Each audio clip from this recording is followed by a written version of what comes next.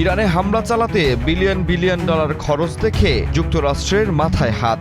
দেশটি মধ্যপ্রাচ্যের যুদ্ধে জড়িয়ে 6 দিনে খরচ করেছে প্রায় 11.3 বিলিয়ন মার্কিন ডলার, যা বাংলাদেশি টাকায় 13 লক্ষ কোটি টাকারও উপরে। এমনই বিপুল অঙ্ক খরচের কথা জানিয়েছে পেন্টাগন।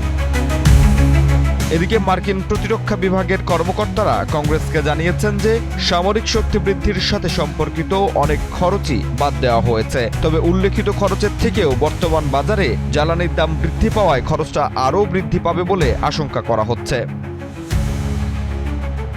এদিকে খরচের এই সংবাদ প্রকাশের পর বিপাকে পড়েছেন আমেরিকান করদাতারা। প্রতিবেদন বলছে, ডলারের পরিসংখ্যানে অভিযানের সাথে সম্পর্কিত অনেক ব্যয় অন্তর্ভুক্ত ছিল না, যা এখন দ্বাদশ দিনে। তাই আমেরিকার করদাতাদের জন্য চূড়ান্ত ব্যয় অনেক বেশি হবে বলে আশা করা হচ্ছে।